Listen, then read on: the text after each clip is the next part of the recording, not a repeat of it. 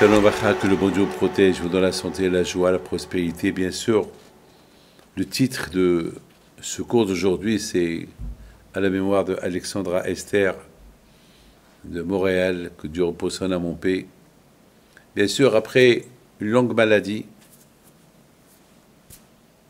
2 ans, elle a souffert énormément, mais elle a poussé la communauté, presque des millions de personnes, à lire Tehillim, à faire Jathala, à faire des mitzvot. Vous savez très bien que beaucoup des fois, on doit savoir que chacun de nous, c'est un diamant. Si par exemple, on nous donne un paquet de diamants, on les compte une par une. Et même s'il y a un diamant qui est sale, on ne le jette pas. On peut nettoyer et le vendre. Il doit coûter cher. Même lorsqu'on est loin d'Hachem, on reste toujours un diamant. Il faut simplement, il dit le Maggid Mizrich, l'élève de Baal Shem Tov, il faut qu'on fasse teshuva. On va chez le Rav il nous aide à faire teshuva. Cette jeune fille, Alexandra Esther, mariée à 3 enfants, elle a nettoyé beaucoup des diamants, beaucoup des gens perdus. Lorsqu'ils ont vu cette femme, comment elle parlait du bon Dieu, jamais elle a dit « Ah !» Lorsque le monde entier a vu sa souffrance, et elle disait à tout le monde, ah ben j'accepte ce que Hachem a fait. Elle savait de l'état où elle était. Alors, elle a fait comme Sarah Imenu, qu'elle a rendu Bitchouva, de le bon chemin, beaucoup des femmes.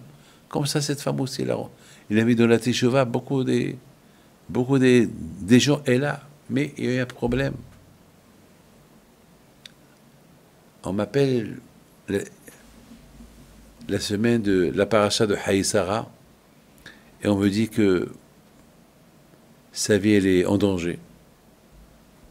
J'appelle son médecin, qui est un ami à moi, Dr Bouganim. Il me dit, Rabbi David, si je dois vous dire la vérité, il est en train d'agoniser maintenant. Donc j'ai compris, si le médecin me l'a dit, j'ai compris.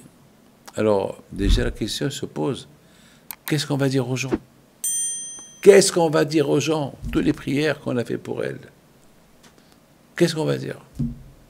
Des millions de prières, des millions de Tehillim, des millions de Hafarashat Hala, des millions de...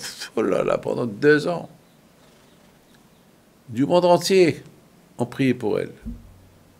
Parce que c'est une famille très connue.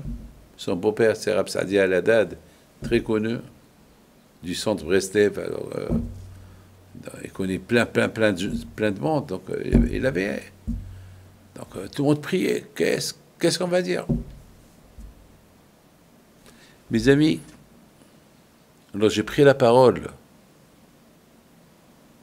Pendant les 7 jours, j'ai dit la phrase suivante. Bien sûr que Alexandra, Esther, elle va dire à Hachem, Hachem, qu'est-ce qu'on va faire avec tous ces milliards de prières, millions de prières qu'ils ont fait pour moi? On ne va pas les jeter. Voilà, je suis là à côté de toi. Alors elle va dire, voilà Hachem, je te donne, couronne sur ta tête. Bien sûr que nous ne comprenons pas. Pourquoi ça s'est passé comme ça? On n'a pas de réponse à ces questions-là. On n'a pas de réponse pour la Shoah. On n'a pas de réponse à beaucoup de questions. Pourquoi? Je suis aussi une jeune femme avec 3 enfants, un mari. On se pose des questions. Mais au lieu de se poser des questions, qu'il n'y a pas de réponse, il faut se corriger davantage.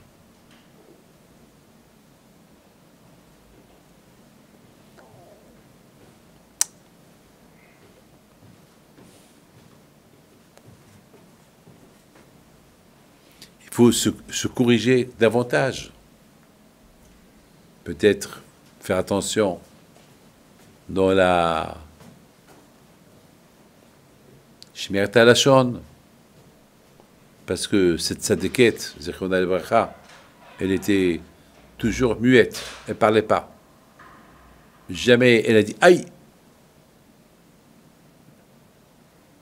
On lui dit « Comment tu vas ?» Elle dit « Bon, Hachem, ça va. » Alors qu'elle souffrait. Son corps était brûlé. C'est de la folie ce que je vous raconte. Mais bon, Hachem. Jusqu'à que, pendant que je recevais les gens, il vient me voir son mari. Il me dit, Rabbi David, pendant qu'on était en train d'enterrer ma femme, j'ai dit à Hachem, donne-moi un signe que ma femme elle est quelque part. Je suis seul avec 3 enfants. Tout l'espoir que j'ai eu. Hachem, aide-moi. Et pendant que lui il parlait, j'étais en train de voir ma montre. Et bien sûr, la montre, qu'elle veut dire le temps. Alors, en général, jamais je vois la montre. Pour ne pas gêner la personne qui est en face de moi. Parce que s'il me voit que je vois la montre, il va dire il faut faire vite, le rabbin il est pressé. Alors je me suis dit, si je vois ma montre, c'est qu'il y a une raison. Alors, vite, puisqu'on parlait du doute et on parlait de la mort d'Alexandra Esther, alors je lui dis, est-ce que tu as une montre à elle dans tes poches? Il allait tomber. Il était choqué. Il m'a dit, comment vous savez que j'ai pris sa montre?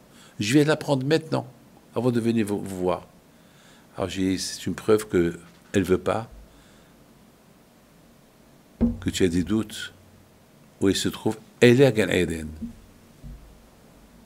C'est tout. Regardez comment quand je vais au roux, il conforte les gens. Moi, je ne suis pas un prophète. Moi, je viens de vous expliquer. J'étais en train de voir la montre, comme ça. Je ne sais pas pourquoi.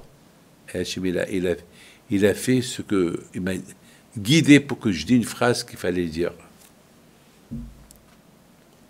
L'histoire, elle est longue, mais j'ai préféré la raconter de cette manière. Que son zéroute soit avec vous, que le bon Dieu vous protège et vous donne la santé à vous tous. Amen.